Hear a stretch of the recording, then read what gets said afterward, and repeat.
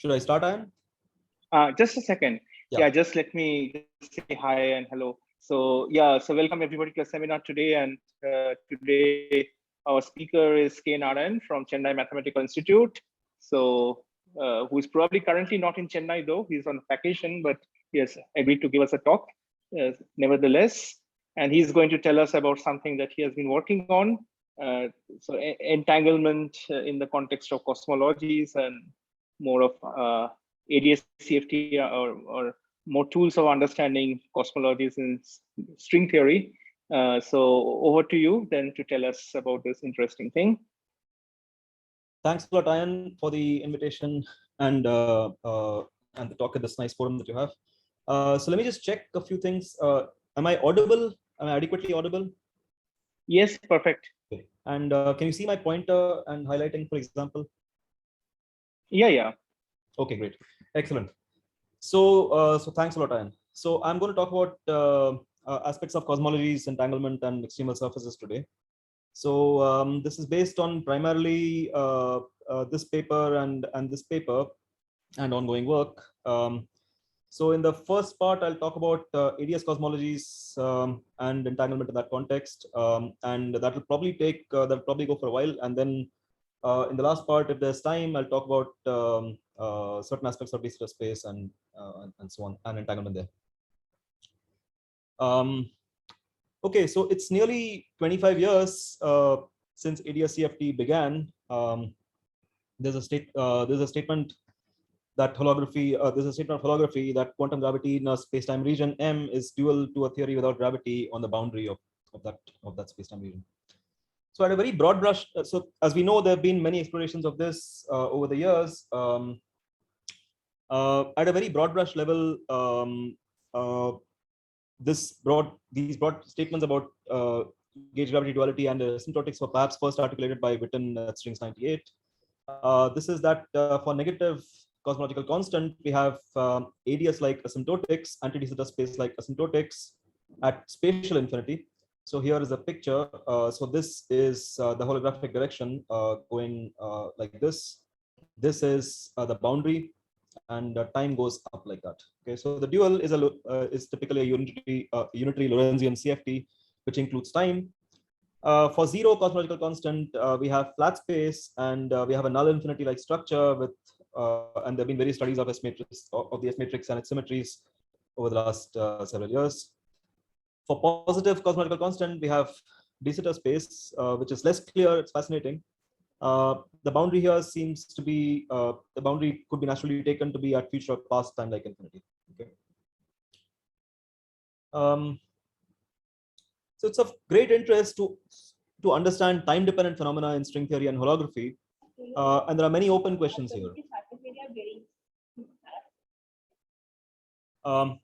So we have seen many studies of ADS-CFT in time-dependent contexts, but there are still many open questions. And in what follows today, I will focus on two broad classes. The first, which will occupy most of the talk, will be on Big Bang and Big Crunch singularities in this context. At the most basic level, these are characterized by curvatures or tidal forces diverging, and so general relativity and notions of space-time geometry break down. The hope, one might think, is that the holographic or a stringy description leads to ultraviolet completion, and that marches on, and that provides a bigger embedding, so to speak. So one context in which I will talk more about this today is in the context of time-dependent definitions of ADS-CFT. This begins with some old work of mine with various people, with these people here, including in particular Shumita, Sandeep Trivedi, Adil Awad, Jeremy Michelson, Suresh Nampuri, and so on. This is quite long back. In recent work, we've resurrected this, revisited this, and found new things here. And one of the themes that will be dominant in this talk will be the question of entanglement and extremal surfaces as probes. Okay. In the last part of the talk, I'll talk about certain aspects of de-Sitter space and holography. With the natural boundary in the far future, one is led to the notion of one is led to notions of DS-CFT and a Euclidean non-unitary holographic dual possibly. Time ends up being emergent, So there's an interesting question about asking for natural generalizations of the Ruther-Kinagi formulation of holographic entanglement, perhaps towards understanding de Sitter entropy as entanglement. So I will describe some attempts and some explorations of my work in this context in the last part of the talk. So as a prelude, we know that there's a long history of studying singularities and their resolution in string theory. So perhaps the most well understood examples have to do with orbifolds, which are certain kinds of conical singularities, quotient singularities. We know that these are singular for point particles. The conical tip is a singularity in particular. So as far as point particle field theory is concerned, these are singular objects. Okay. String theory provides new ways of looking at this.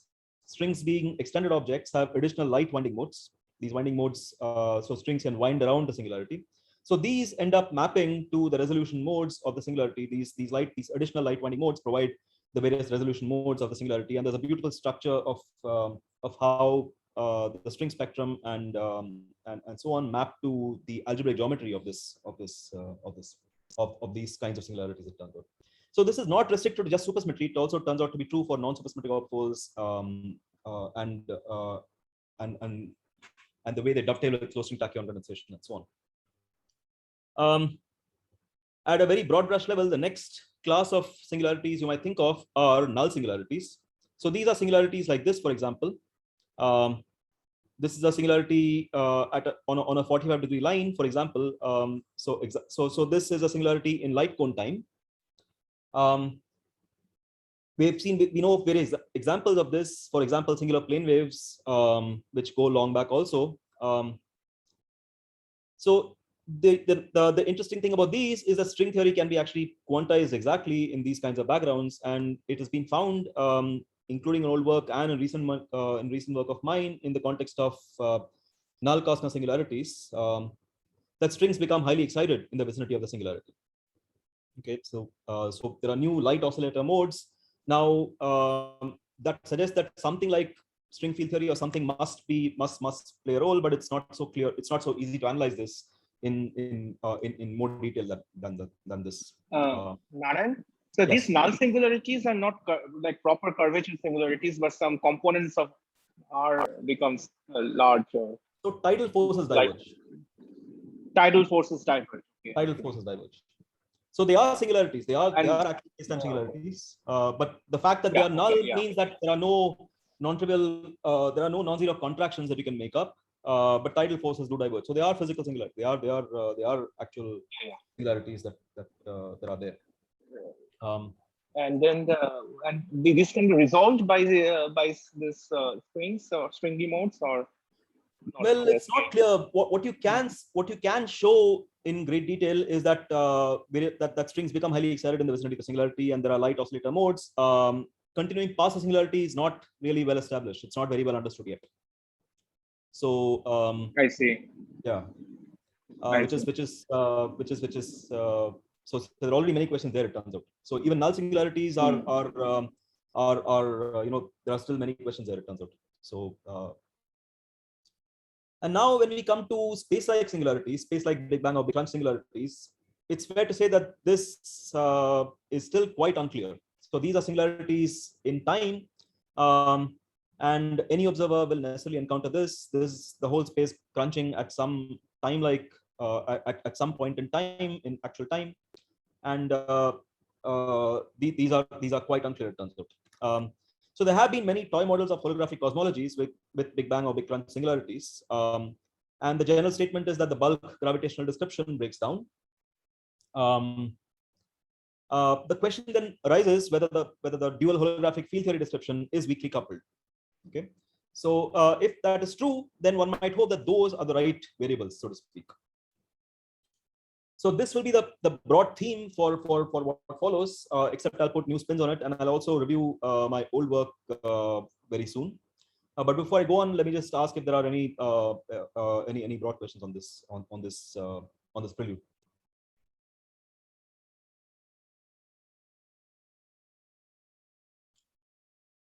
Okay, so let me go on. So a prototypical example for this for the kind of holographic cosmology that I talked about is this. This is the isotropic ADS5 Kastner space. So this has got so I'm suppressing the other 5 dimensions. Is actually part of a 10-dimensional space-time in type 2b string theory, and I'm suppressing the other 5 dimensions. This is the 5-dimensional space that ADS has been deformed to. You can see that there's time dependence here, and this coupling, the string coupling, the string dilaton becomes time dependent also. At t equal to 0, there's a space like big crunch singularity, and the gauge coupling is equated with the string coupling, and so this vanishes as t goes to 0. So you might ask whether this is therefore dual to a weakly coupled CFT, and I'll say more about this very soon. But before I go on, let me just tell you a little bit more about the bulk description itself, the bulk gravitational description itself. So this is one prototypical example that I'll have occasion to talk about in more detail soon, and through some chunk of this talk. But there's actually one of a broad family of examples of a broad family of such cosmologies, of such holographic cosmologies that we had found at the time. So if we start with, for example, ADS5 CFT4 with the Poincare metric written like this. These are time dependent deformations where this boundary metric is deformed to a space like this. Okay, and the string dilaton, the string coupling also becomes time dependent. So these turn out to be solutions to type 2b supergravity if these conditions hold. If these conditions hold, I'm not sure why I'm not able to highlight this, but I hope you can see my pointer that the curvature of this 4-dimensional boundary metric is related to the dilaton derivatives and so on, and the dilaton must satisfy its equation of motion. So in fact, there's actually a large family of such cosmologies, which includes the anisotropic ADS-Kastner family, the ADS-FRW metric, ADS-BKL cosmologies, null singularities, and so on and so forth. Sorry, one question here. Yeah. This in G mu is not a function of R here, G tilde? G mu is not a function of R. It's just a function of these variables, of these x mu, the boundary variables. So we don't have any stress tensor. Very good. So I'm going to come to that very soon. So in fact, as you will see, these deformations are in fact constrained. They're constrained because we're not turning on these metric deformations and dilaton deformations independently. We are turning them on in a constrained way, and also in a very special way. So as I just pointed out, these are deformations that depend only on the boundary variables, at least in this foliation. Likewise, the dilaton also is this. What we've done is basically found embeddings of the 4-dimensional of a 4-dimensional gravity scalar system to ADS. So the fact that these deformations are constrained has technical consequences. One is that the holographic stress tensor, in fact, turns out to vanish, at least in these variables. The dual CFT state is likely to be non-trivial. So Narayan, it seems to be more like some adiabatically evolving vacuum. No, so there are, yeah, so that's what we initially thought, that this is probably something that we can think of as a slow evolution from ADS itself, from the vacuum state and so on, but it turns out that that's not the case. So for example, one way to see this is that there's a long song and dance about all that analysis, which I cannot get into now. But one way to see that to contrast this is to think about generic severe time dependent deformations on the vacuum state. So we know that these are expected to thermalize on long time scales. So in other words, they will lead to black hole formation in the bulk, not a big crunch singularity. Okay, so you need to do something special, it looks like, to construct a big crunch singularity in where the space crunches entirely on some time scales. So this suggests that there are non-trivial, non-generic initial conditions to create a big crunch.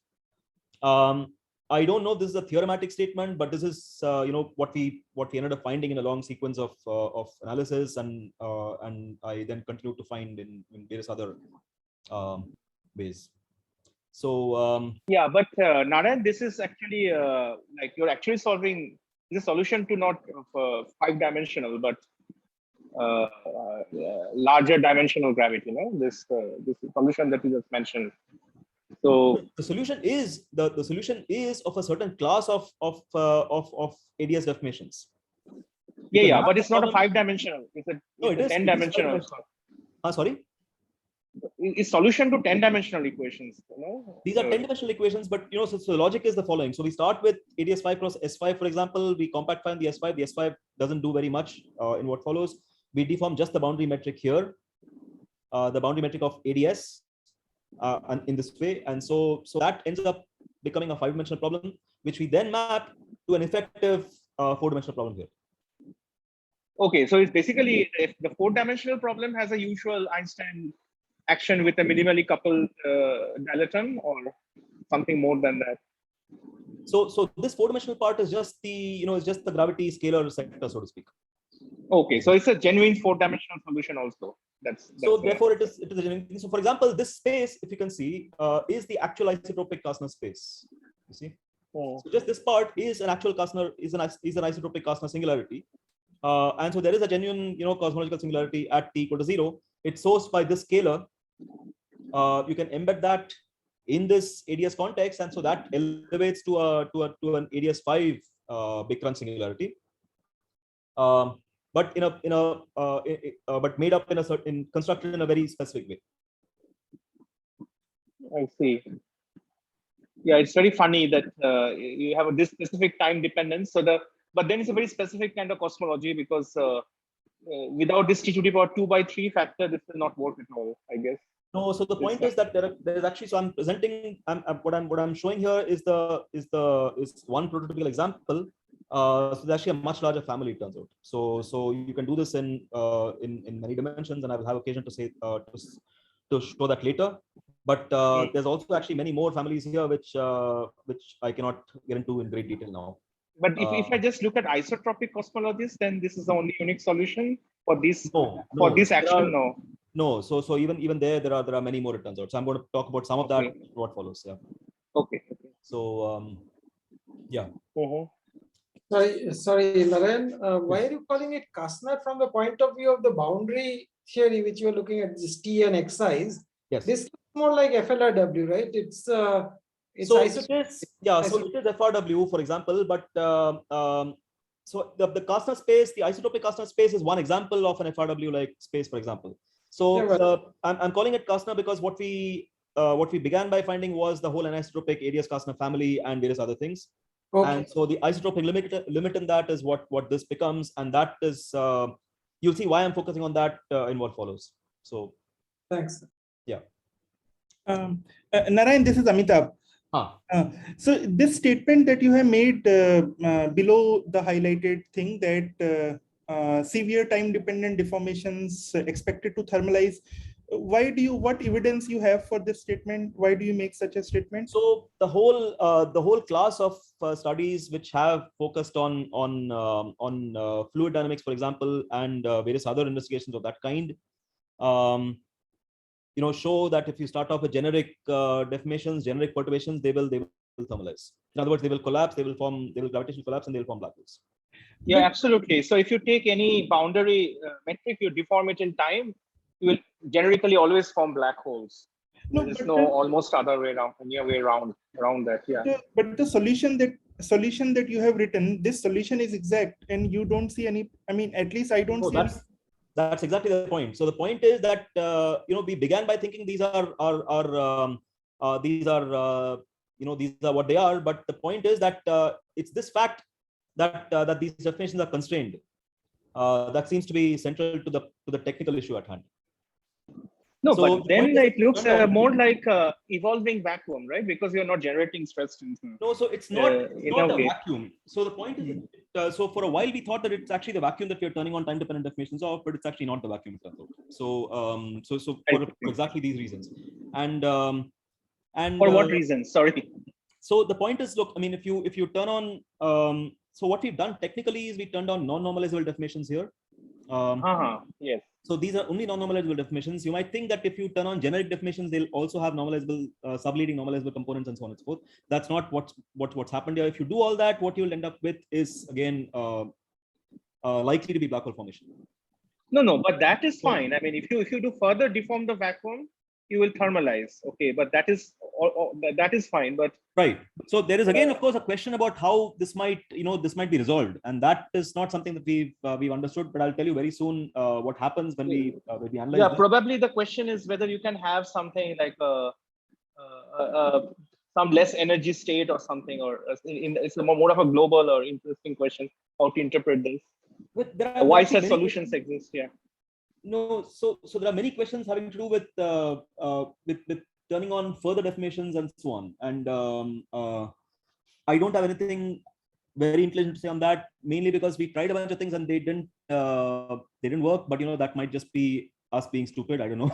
So, but I'm happy to tell you. I mean, we can talk about that more as we go on. But let me just tell you what we did find, and then you'll see what happens. Sir, when you talk about thermalization, are you talking about some other matter field, or just these fluctuations of metric fluctuations and dilaton fluctuations? Thermalization? Yeah. So even within here, one might have asked for some for black hole formation just within this sector. But maybe one needs to go beyond. But this is a consistent sector in itself. But so I thought, if you're talking about matter, it will depend on how many dimensions you have on this particular exponent and time, which is 2/3 in this case. Yeah. So these exponents, of course. So these exponents are correlated. So this 2/3 is correlated with this exponent and so on. And it turns out that there are very sharp relations between them. Yeah, but won't it also depend on how many xi's you have? Can you say in yes. general? So it depends. So it depends on all that. So you will see that actually very soon, or in a few slides. So it turns out that there are new ways to look at this, and that's what we did. And so I'll get to that very soon.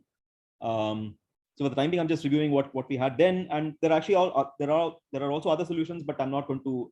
I don't have. I've just not written. Sorry, I had a flight passing overhead, so I couldn't hear. So what did you say? I mean, you have a dimension is fixed, and for this particular exponent, for that. No. So the point is, so these exponents are also dimension dependent, and so we will come to that. I'll come to that very soon.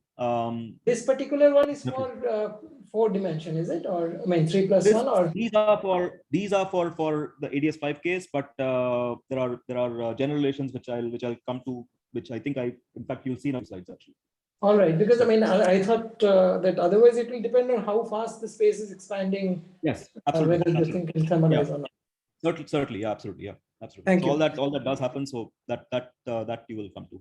But I will not have anything much to say about this thermalization question. These I will continue to focus on cosmological solutions like this, which have big transingularities but no horizons. So so let me just quickly go on and review what we had then. So again, focusing on this isotropic ADS5 Kastner, the dual theory lives by usual rules of ADS safety, lives on this isotropic isotropically crunching space with a time-dependent gauge coupling, like here.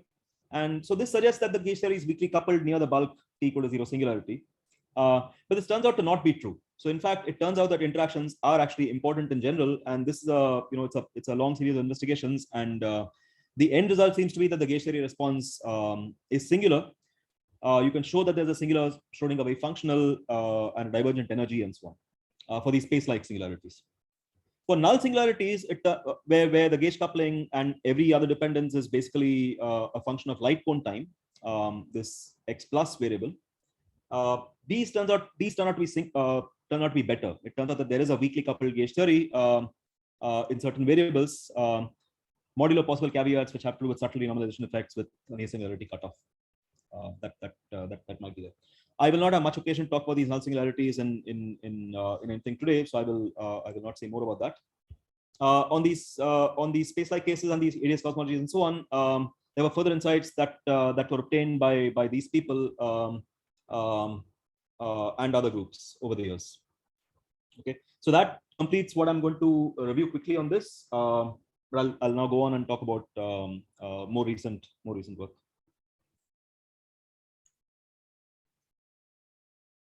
Any further questions? If not, I'll go on.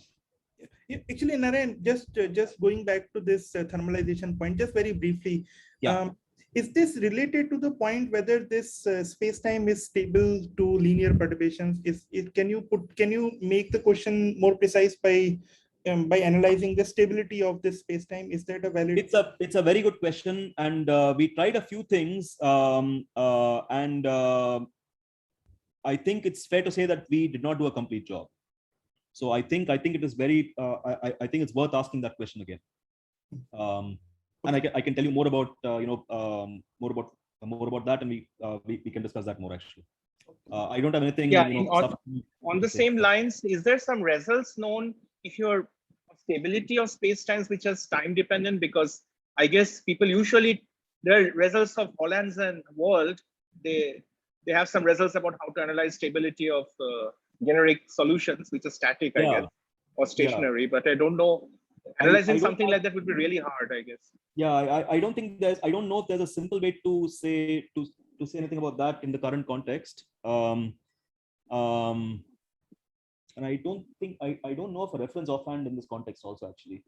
But if you compute something like, as you said, some kind of response to this, do you find something growing in time, for example? No. So for these variables, for example, with these variables, the holographic stress tensor vanishes, it turns out. No, if you perturb it, if you go some further, like further perturbations, I'm sure there will be responses, but no, question is whether response grow in time or how they behave in time. Yeah, so I think that's a detailed question. I don't have a general answer for that. Okay, I see. Yeah. Thanks. So there's a whole collection of questions having to do with further perturbations to these class of spacetimes and so on, with these class of backgrounds, and I think that there are many questions there. I don't think we've understood that well. So okay, so let me go on. So in what follows, in recent work, what we did was to revisit all this in the context of two-dimensional dilettone gravity theories. Part of the motivation was my own work on understanding JT gravity as subsectors of certain extremal black holes and brains. So just to give a broader thing, over the last few years, we've seen various studies of nearly ADS2 gravity, nearly ADS2 holography, and the SYK model. One general theme has been that extremal black holes and brains have near horizon throats, which are of the form of ADS2 cross X, where X is some compact, some transfer space. If we compactify X and look at the IR theory, that is typically JT gravity plus matter. Pure JT gravity itself has an action like this, and it's rather special, it turns out. And we've seen many investigations of this. I will not have much more occasion to talk more about that. But you see, generic two-dimensional dilettone gravity also can be thought of as arising from the two-dimensional subsector of higher dimensional gravity on spaces of this form. So if you compactify the transfer space here, one ends up with a more general dilettone gravity theory, which is of this kind, where U of phi is a general dilettone potential, and phi, the dilettone, is a high dimensional transverse area. Okay, so these follow, for example, from a reduction ansatz, a dimensional reduction ansatz of this kind, and to remove the dilettone kinetic terms, one has to perform an additional Weyl transformation, and those are technical statements, but in the end, one ends up with a dilettone gravity theory of this kind, a two-dimensional dilettone gravity theory of this kind. Now, JT gravity is a special case, is a very special case where the dilettone potential is linear. Okay. Now, by analyzing these, studying these in particular in specific examples, specific compactifications, and so on, it turns out that there is a sense in which you can ask a question about effective holography, in the sense that one does holography with a subset of bulk observers and their duals. If one does that, it turns out that the suggestion is that such generic two-dimensional gravity theories are in fact more akin to high dimensional gravity, d greater than or equal to 4 gravity. So they're not near JT, so to speak. This follows from various explicit investigations that I did in a paper last year. And its suspicions of this have been there before also, and I was sort of building on that in some ways. What this means for our purposes is that one can use this two-dimensional theory here as a diagnostic of the full high-dimensional theory. Okay, so this turns out to be adequate for some aspects, including entanglement. It's not a fundamental statement. It's a statement of some low energy effective holography in some ways, but that ends up being useful, it turns out. Okay, so I will give you one quick concrete example of this just as an outline. So for example, if one studies strings on ADS on ADS D cross X, so these compactifying X universe and then compactifying the transfer space in ADS in the ADS also universally lead to a two-dimensional theory of this kind. So for example, if one looks at ADS D, where D is related to DI, the transverse space dimension in this way. So capital D is DI plus 2. So this is the 2, this is time and X, time and R, for example, and this is a transverse space. So this space here is DI.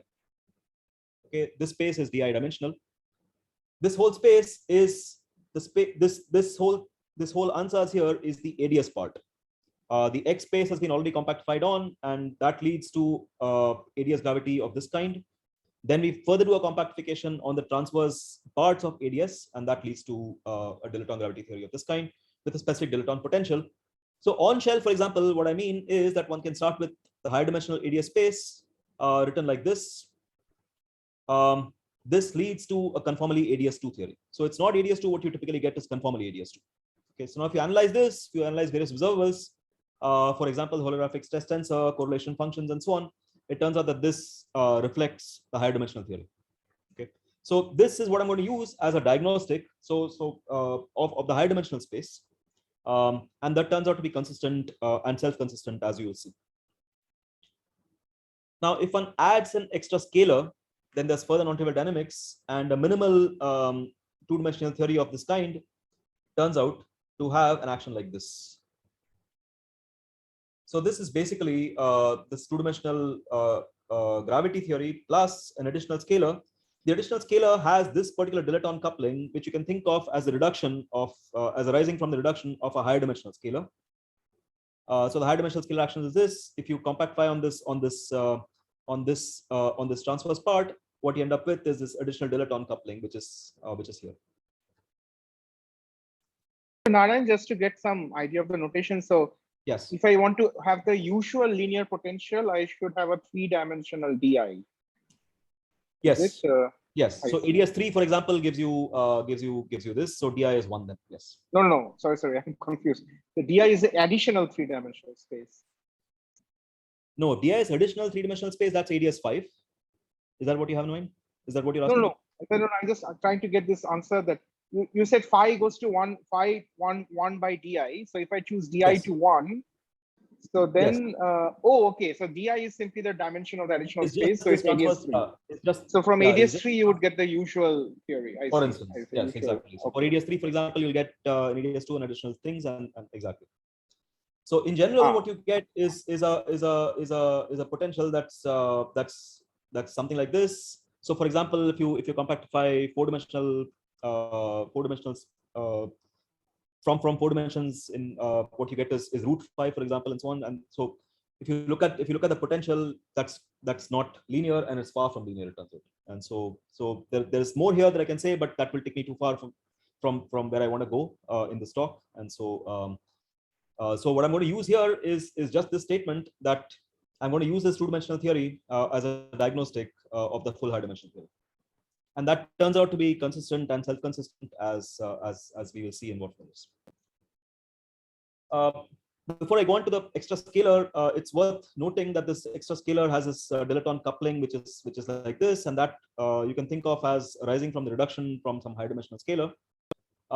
Another thing I should say is that in the earlier part of the talk, I was referring to the dilaton as a string coupling. In what follows, the word dilaton is going to refer to the two-dimensional dilaton, which is the area of the transverse space.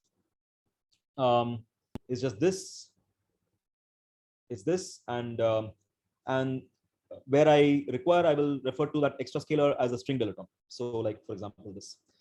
So, an example of these kinds of theories and time in the time-independent context is, for example, what you see if you look at the reduction of non-conformal rings. So, if one does that, then this scalar psi can be interpreted as the running gauge coupling, and for example, the potential, the dilaton potential here is actually coupled to the extrascalar also, and it has this more interesting form where these A, N, and B are specific parameters that depend on the dimension of this of the DP brane, and so on and so forth. So with the extrascalar, of course, there's many more things to do. So this sort of a theory, this sort of a two-dimensional dilaton gravity theory with this extrascalar turns out to be an interesting playground for a big crunch or a big bang. So in particular, one can ask whether one can obtain higher dimensional cosmologies in terms of reduction, in terms of a dimensional reduction from some higher dimensional theories. So in fact, this is what we did in this paper with these people, with Ritabhrata Bhattacharya and Partha Paul, both postdocs at CMI. So this minimal action of this scalar and this two-dimensional dilaton gravity theory turns out to be adequate for that. The extrascalar leads to non-trivial dynamics. So towards analyzing big crunch singularities alone, one broad thinking is, or one simple thought is that the rapid time variation that's expected near such a singularity is expected to lead to a divergence. So if one focuses on just dominant time derivative terms, then these equations, the two-dimensional equations, turn out to simplify and end up giving just this here. Okay. So these equations, as you can see, are rather special. They are universal in the sense that the dilaton potential U, which governs asymptotics, has disappeared. Okay. So in other words, no matter what asymptotic structure you had, whether it's ADS, whether it's some non-relativistic theory, whatever, and we saw examples of all that also. No matter what that was, this suggested that this near singularity structure is universal in some sense, and it has a solution of this kind schematically, where you can see that the time exponent of the two-dimensional metric and the time exponent of the extrascalar are related in this fashion. And the dilaton exponent is universal. Okay, it's literally given by a linear scaling of this kind. Okay, so this was, of course, a heuristic statement where we just look at what happens if you just keep the time derivatives as dominant terms. But you can actually do much more. You can actually study these equations in great detail by a scaling ansatz of this kind. So scaling ansatz of this kind turns these two-dimensional equations to algebraic equations for the exponents, and that ends up recovering the isotropic ADS-Kastner space in this fashion. So this is the more general dimension-dependent ADS-Kastner system reduced down to 2 dimensions. So the ADS scale enters, the high dimensional ADS scale enters as R. T and R are the space and time in the two-dimensional theory. You can see that the exponents here are in fact very specific, but you can see that this exponent is related to this exponent, to the scalar exponent, and this is what explains the 2/3 and 2/√3 that you saw earlier. But now I'm putting all the dimensions back, and I'm keeping this I'm keeping the dimension dependence general. Okay. So this was just the isotropic ADS-Kastner space reduced down to 2 dimensions. Now you can think of this thing as a reduction of this of the higher dimensional ADS-Kastner cosmology, but you can also think of this as an independent 2-dimensional cosmological solution to this theory. They are equivalent for the kinds of things that we do here. So besides this ADS-Kastner space, it turns out that there are various other families of cosmological solutions also. So if one looks at the reduction of flat space, this has a vanishing dilaton potential. It turns out to be just the reduction of mostly isotropic Kastner, so to speak. There are also hyperscaling violating cosmologies, non-relativistic theories, where the asymptotics is some non-relativistic theory. Hyperscaling violating theory turns out in particular. They are more complicated. There are even more complicated, rather non-trivial cosmologies, which are hyperscaling violating Lifshitz cosmologies, which also have a non-trivial Z exponent. So these final ones are much more constrained and much more complicated, but they nevertheless exist. And as far as I know, these kinds of cosmological solutions have not appeared before. We found them by looking at these 2-dimensional equations and helping them and using them to organize our analysis of the higher dimensional theory. So the bottom line. Narayan, I have a question about this. On this slide. So this phi behaves like r to the power di, right? R to the power minus di. Yes. in this. The ADS Kastner case. Yeah, and the ADS Kastner. Yeah, so this is my question is how to interpret this, because usually if there's a 1/r divergence, we think of that you have a source and that governs this time reparameterization mode. So So is there some holographic dictionary for this higher order blow up? So the point is, I don't think you can think of these things as anywhere near ADS2, which is the point I was making earlier. I think these are just, you know, they are you see the growth of the dilaton towards the boundary is much more is much bigger, so to speak. So r equal to 0 is the boundary here, and you can see that the growth is like 1/r to the di. So it's not anywhere near the ADS2 growth, so to speak. Yeah, I understand. But do you have a So- holographic dictionary now for this There case? is a holographic Like when dictionary R goes to 0? There is a holographic dictionary which follows in some ways from the higher dimensional thing. But the question I suppose you're asking is whether one can do this intrinsically from this point of view. And the answer then is no. Yeah. So I'm trying Yeah. to understand what does Exactly. this I phi think that's mode a- mean, for example, Yeah, like a time exactly. reparameterization or Yeah. what? I think that's a fascinating question. I'm not sure there's going to be a very simple answer. And I'm saying that on the basis of this fact that in even the analysis of this of these conformally ADS2 spaces, the reduction of high dimensional ADS and so on, for example, one of the things I did was to look at the analog of the NADS2 Schwarzian, and that structure already is much more complicated here, it turns out. So what you would have thought as a Schwarzian in ADS2 turns out to be a subleading divergence, and you have to add further counter terms to the holographic stress tensor to get the finite parts and so on and so forth. So that structure already turns out to be more complicated. I can tell you about that later. But so the cosmological context is, I think, even beyond from that point of view. But so so the bottom line, I think, is that there are, I think, questions about how to understand holography for these things and to set up the holographic dictionary, and I think those are open from the two-dimensional point of view. That's already interesting. Yeah. So we can talk about that separately after this later, if you like. So before I go on, so what we are seeing here is that the higher dimensional cosmology can be thought of as having a nice interplay with the two-dimensional description, the two-dimensional dilaton gravity matter description, and the two-dimensional description nicely dovetails and encodes at least certain aspects of this high dimensional cosmology. And so we'll use that fact, and we will see how that works and how that plays out in the entanglement context. Okay, so now I'll go on. So in the last, nearly 15 years, we've seen that entanglement is a useful holographic probe. For example, we explore the behavior of high dimensional extremal surfaces and use that to understand entanglement in the dual field theory. In the current context, what we want to do is to explore the behavior of high dimensional extremal surfaces with respect to the big crunch singularity. And I'll focus mostly on the ADS Kastner case in this case. Should I give a very lightning overview of the Ru Takenagi story overall, just to orient, or can I skip that? Are there any students here who would like to know that? Depends on that. So maybe you can just go in 1 minute or something. Yeah. So let me just flash that. And so here is the basic idea. We start with, the idea of entanglement entropy is that it's the entropy of the reduced density matrix of a subsystem.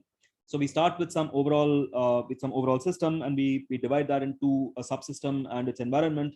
We trace over the environment, and that constructs a reduced density matrix.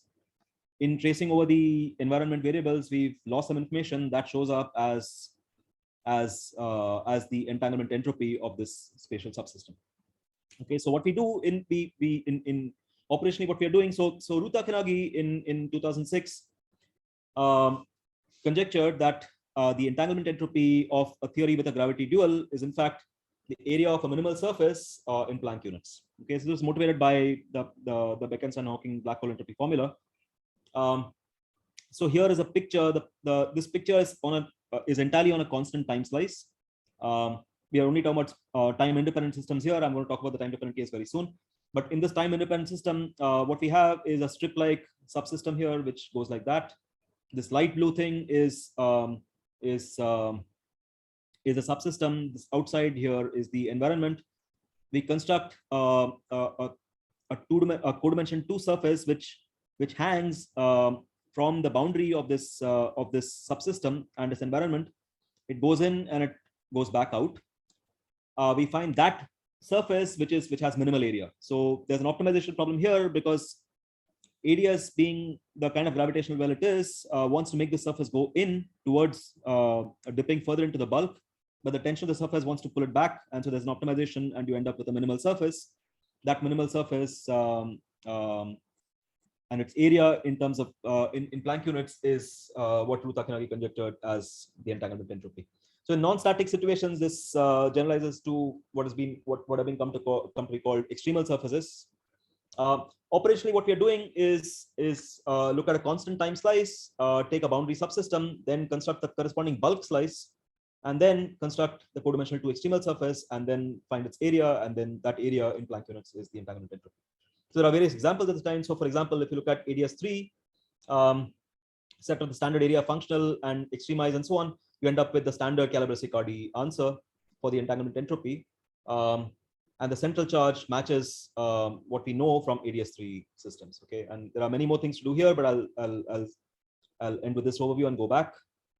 And so here, what we want to do is we want to use this whole holographic entanglement story, but thinking of these bulk extremal surfaces in the higher dimensional theory as a probe of the big crunch singularity. So in particular, focusing on the ADS Plasma case.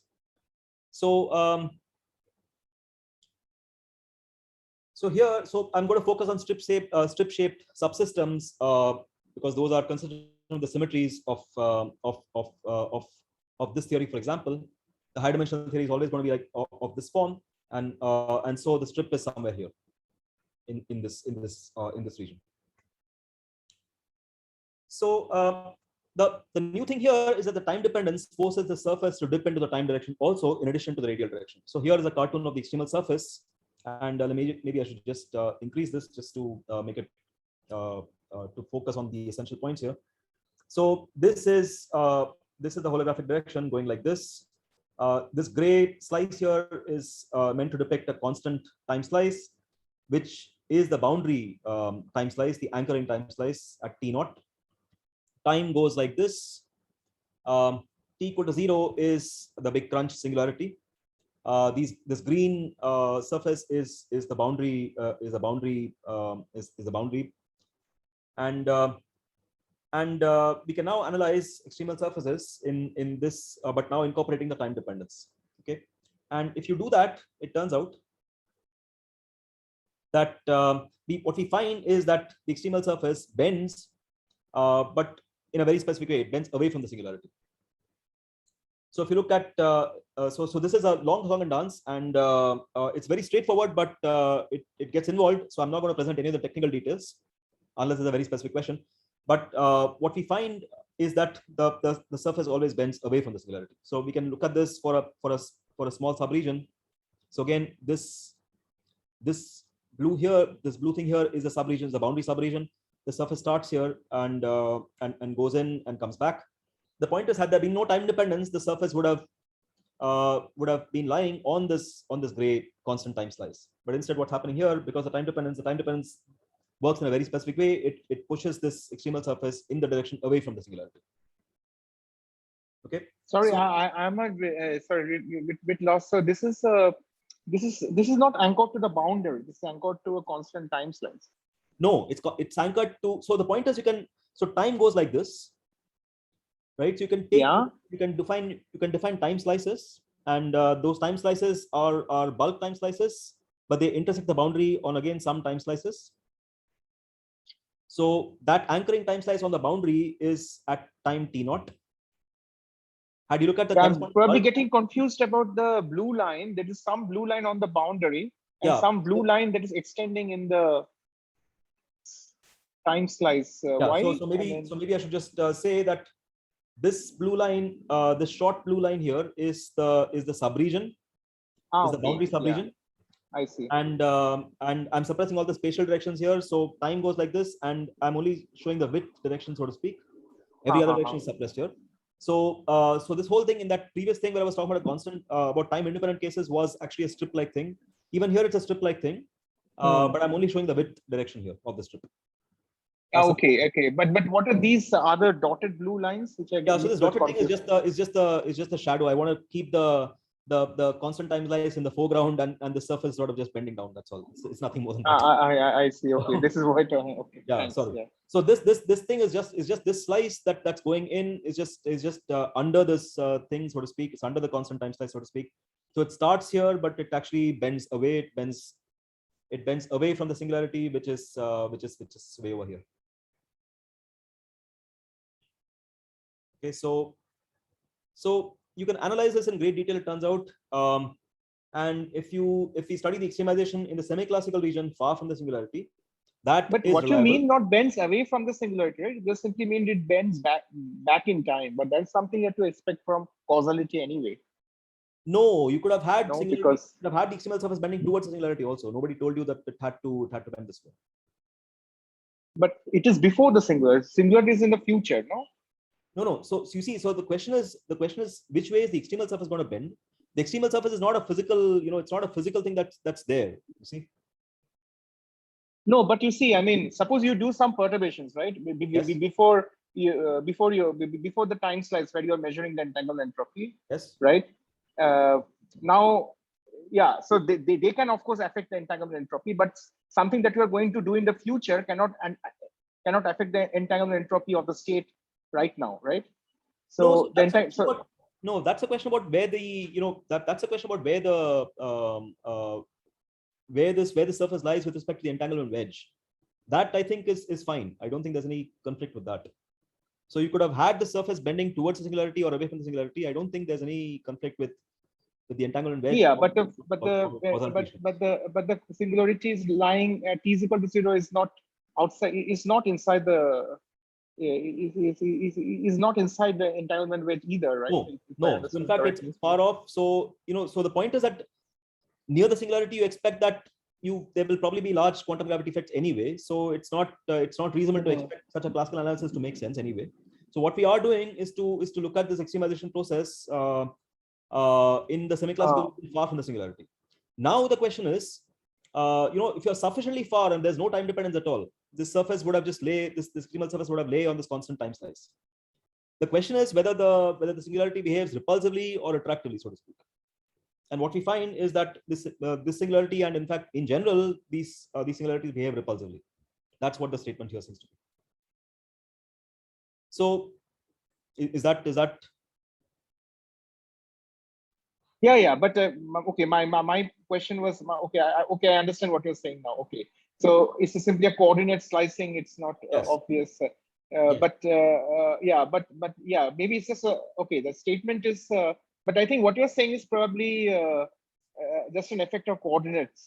No, choice, I don't think right? so. I mean, no. I don't think it's a coordinate choice. I don't think it's a coordinate choice, and you'll also see more of that when we discuss the quantum extremal surface story.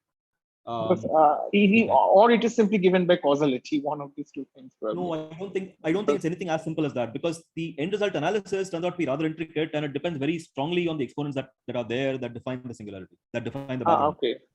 No, Yeah, but so I was just trying to. My question basically was that is there some coordinate invariant way you can make this statement that you are making? That because this is what confusing me, that the statement that you just made, that it is bending away from singularity, is there a coordinate independent way of? These are all geometric quantities. So they are they are coordinate independent, if that's what you're asking. I think I see what you're asking, but I'm not sure if I have a better way to phrase it. Okay. All right.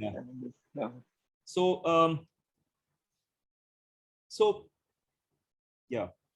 So this statement that the surface lies almost on a constant time slice and bends away from the singularity is a statement that this turning point is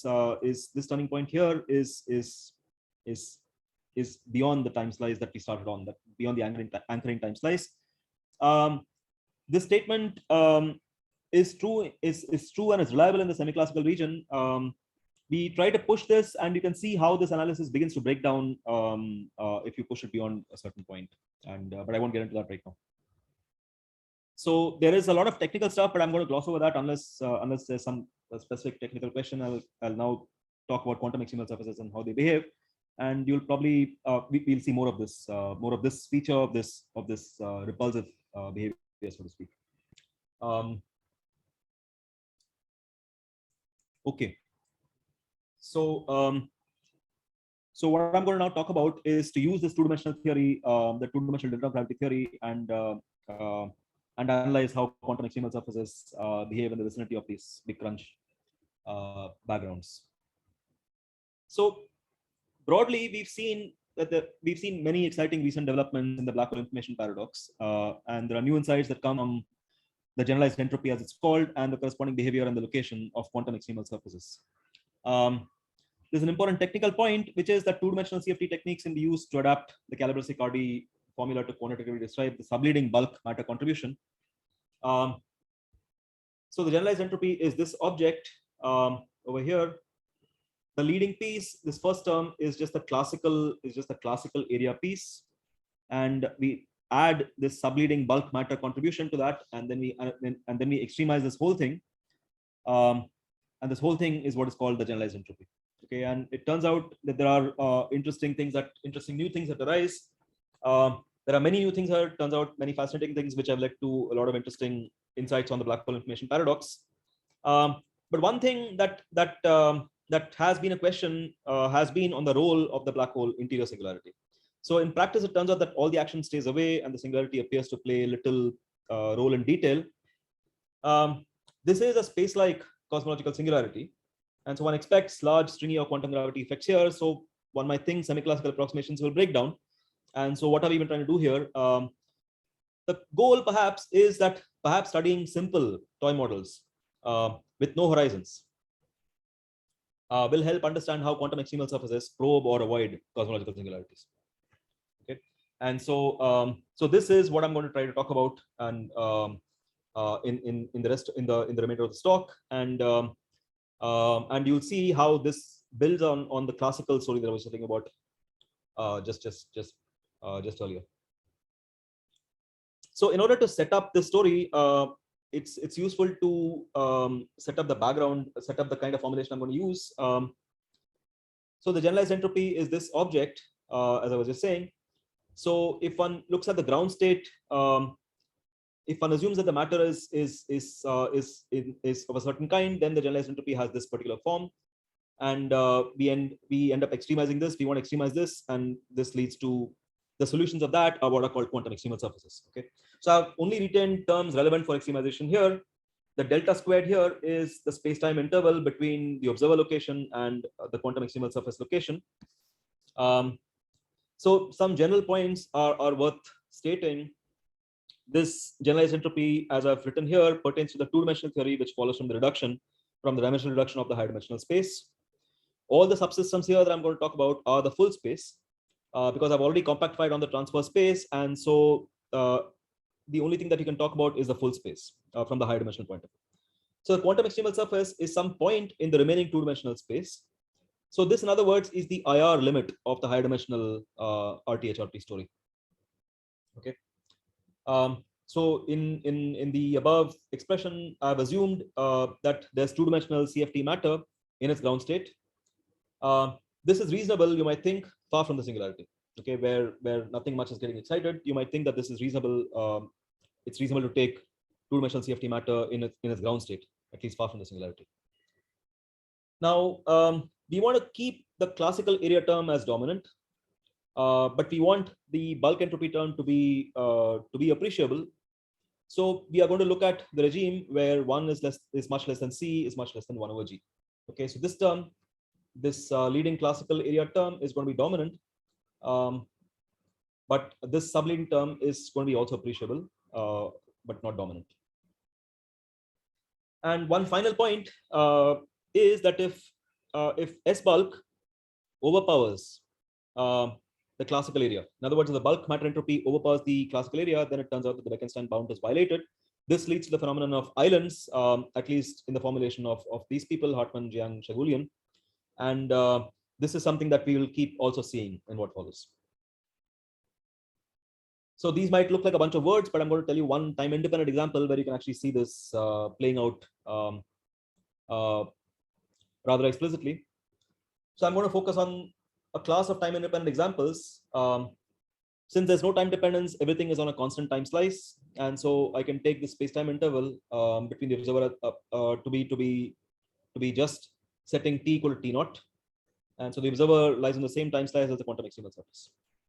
Okay. So we're now going to focus on the high dimensional ADS reduction that I mentioned earlier. This leads to some conformally ADS2 space. One can just use the rules that I've just laid out here and just write out the generalized entropy, and the generalized entropy looks like this.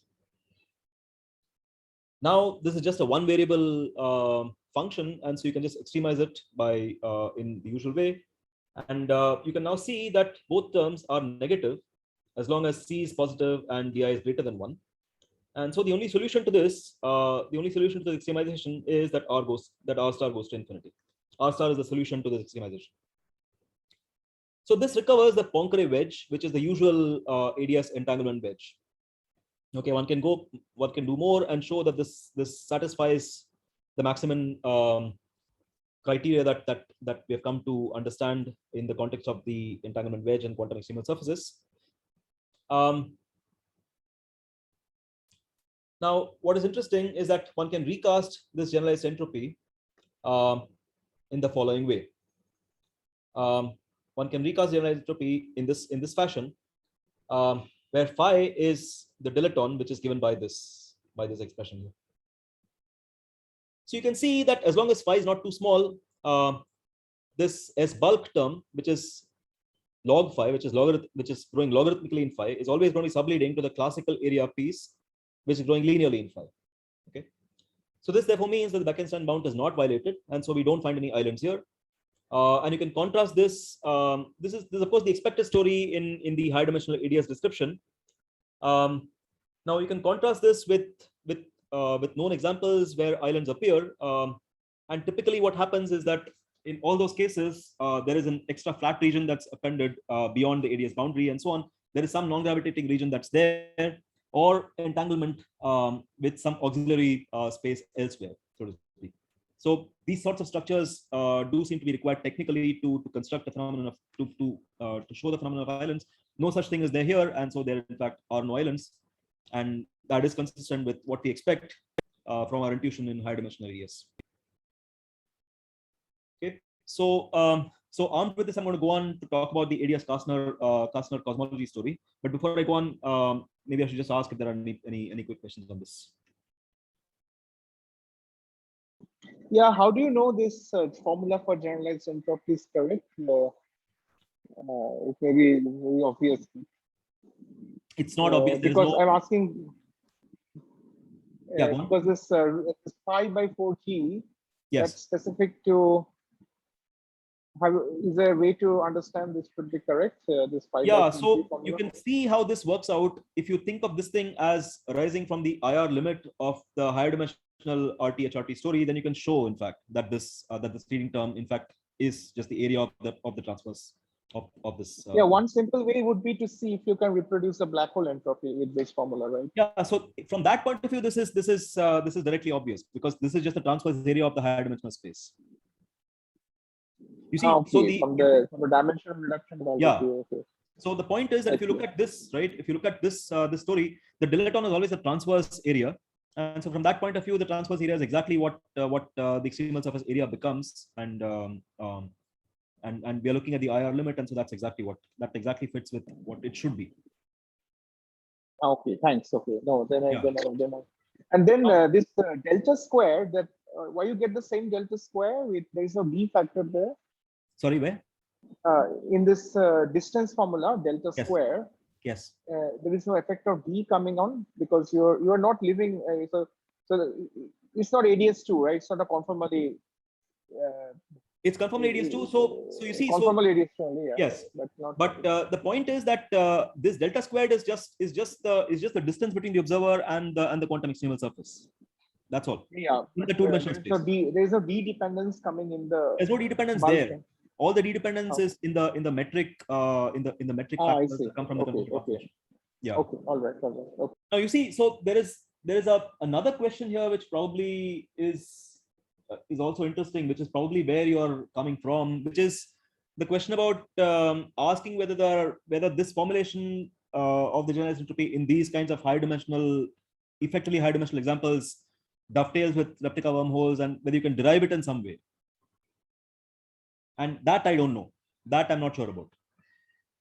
And that question also will apply to what I'm going to tell you very soon about the cosmological story.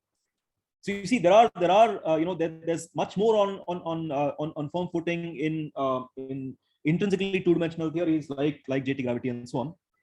In these kinds of things, I'm not entirely sure if that what we find here, and in all the class of things that we investigated, and in ongoing investigations, everything fits what we expect. And so I think this is true, but that's different from saying that we can derive this in some intrinsic way from some gravitational path integral or something like that. So okay, thanks. Okay. So now I'm going to go on to the last part of this, which is on ADS cosmologies and quantum extremal surfaces, and so I'm going to focus on the ADS Class-Nut reduction just for simplicity. And here there are no horizons here, so I'm going to assume further, for the purpose of this talk, to assume that the quantum extremal surface is maximally space-like separated from the boundary observer at T0, which lies at this. So this is a cartoon of this of the picture I have in mind. This is the two-dimensional space. The boundary is here. The boundary r equal to 0 is here. The observer is the boundary observer marching on in time like this. The singularity is way up there over here at t equal to 0. The quantum extremal surface is some point in this two-dimensional space. The ADS boundary at r equal to infinity is here. Okay, and this violet thing is the entanglement wedge, and this blue line is meant to represent the interval between the observer and the quantum extremal surface in the two-dimensional space. Now, for this cosmological case, focusing on this ADS Class-Nut reduction, I'm going to assume further that for the purpose of this talk, that the quantum extremal surface is maximally space-like separated from the boundary observer.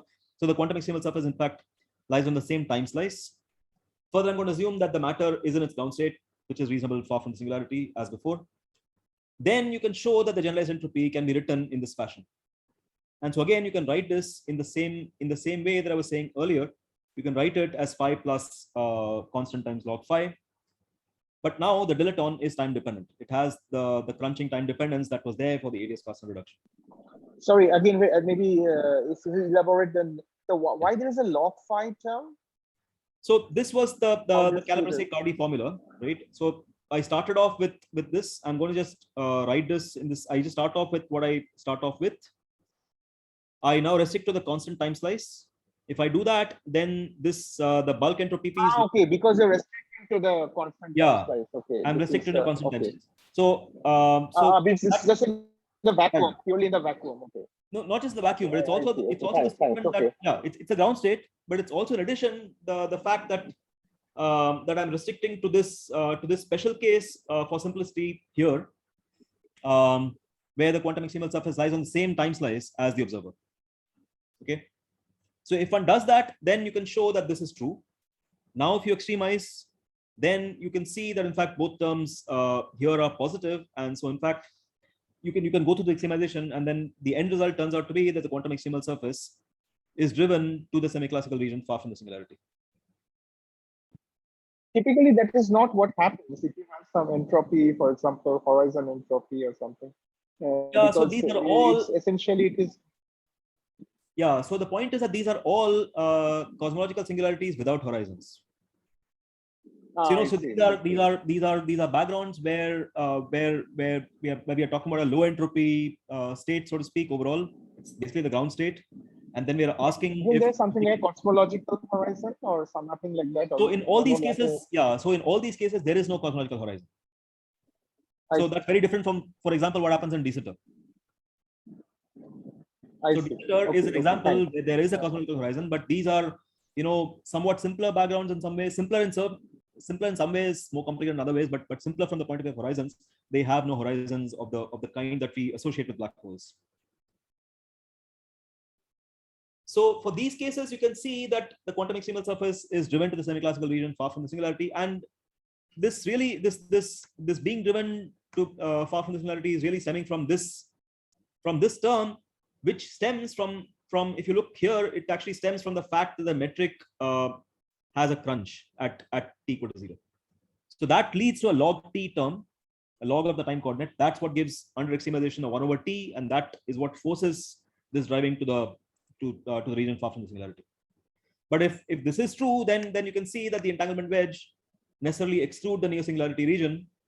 There are no islands of the conventional kind that we find in this analysis here. And this turns out to be consistent with previous studies of closed universes with no entanglement with elsewhere, so to speak. Now, what I've shown here is under this very specific assumption. You can relax this and you can do a more general analysis, it turns out, and we find the same results, that there is this repulsive behavior and the quantum extremal surface is driven to the semi-classical region far from the singularity. So in ongoing work, this seems to confirm what we have here, but there are more refinements that come out, it turns out. But I don't want to talk about it right now. There are still many things under play. I'm not. We'll see. Hopefully, I'll be able to report it sometime in the near future. So, what are we learning here? Well, one thing is that the quantum extremal surface lies in the semi-classical region, and so that suggests that at least that's consistent with the fact that we've been talking about the two-dimensional cosmology as an approximation to a higher dimensional cosmology. Now, had it been the case that the quantum extremal surface was driven to to a near singularity region, then you might ask whether some approximation of looking at this two-dimensional cosmology is breaking down, and all these other modes are coming into play, all the higher dimensional modes, and so this makes no sense. But what we are finding, in fact, is that the quantum extremal surface is being driven to the semi-classical region. So that suggests that the two-dimensional cosmology that we've been using is a reasonable approximation to the higher dimensional cosmology. Now, of course, you could play devil's advocate and say, look, we've been starting with the ground state matter, but near in the vicinity of the singularity, everything is going to be extended anyway. So, so one really needs better models for the near singularity, for a near singularity bulk matter entropy, maybe more stringy entanglement, so to speak. And these are open questions. I don't have any good answers to them right now. So. But Narayan, Yes. according to what you're saying, there is some parts of the entanglement wedge which is not covering the entire space-time, right? Which is, sorry, what? There's some entanglement wedge that is not covering the entanglement wedge of the entire boundary is not covering the entire space-time. If I move in the future. So the point is that, yeah, so this entire near singularity region in the future is excluded, so to speak, in this analysis. Now, Okay. yeah, so there are certain there are certain conclusions that one might draw, or certain speculations that one might draw from this, and those have to do with the following. You might ask, what we are finding is that these big crunch singularities here are not included in the entanglement wedge. And so you might turn that around and ask, maybe this means that entanglement can never access such singularities. So you might then ask, which big crunch singularities are accessible via entanglement? In other words, the question about which of these singularities, which such singularity is in fact an allowed singularity, so to speak, in string theory, which might have a chance of being resolved in string theory. And I don't have a general answer to the question. But the suggestion seems to be that these kinds of singularities, as taken as they are in this description, without including any stringy entanglement, so to speak, or whatever, any such quantum gravity effect, so to speak. But Narayan, one can also take an extreme point of view that the space-time outside, which cannot be covered by this entanglement wedges, simply should be thrown out. Yeah, so but you see, so I would like to take that point of view, but only if we first explore and confirm the same conclusion with with better models for the near singularity S bulk, right? So you see, what have we done here? We are taking matter to be in the ground state, which is reasonable far from the singularity, we then extrapolate it, and that leads to this exclusion statement, so to speak. But you could always ask whether we are doing the right thing. One should probably not have been looking at these kinds of simplistic ground state models anyway. One should have been asking for better models for the Navier singularity as bulk, maybe more stringy entanglement somehow, and then revisit this question, and then ask if But this. if you include stringy modes, then your solution also changes, right? Exactly. So one has to reformulate this whole thing. Actually, that's what I mean. So Yeah. So, the obvious suggestion might instead be that maybe this formulation of quantum extremal surfaces that we have here is perhaps not adequate enough. That is, the most minimal conclusions one can draw for at least these class of singularities. One can make more extreme statements that these kinds of singularities are not even allowed, and that could well be true. But that needs more qualified statements. So, so just to whet your appetite, I should say that this statement is something that we don't find to be true for certain other kinds of singularities that we have been investigating more recently. But I'm still not entirely sure about some things here, so I don't want to say more about that, but we'll see. So this ends this part of this talk, and it's already been a while, so maybe we could just close here if that's okay, or Ian, why don't you suggest what I should do? Oh, no. It's a perfect time to, I think, conclude, no? Because yeah. So the later part on visitor, I think we can talk about separately because it's already been a while. So I think that's fine. yes. So Okay. So thanks for this very nice talk. So let's have questions now. I mean, if there already you think there has been, okay, let's first say, so we can have two versions. So we can have some questions now, and then we can also have some informal discussion. So just let me know if you would prefer. I mean, we can take some questions now, and then we'll go over to some informal with recording off. Yeah, either way is fine. So either way is fine. Okay, so questions then on record.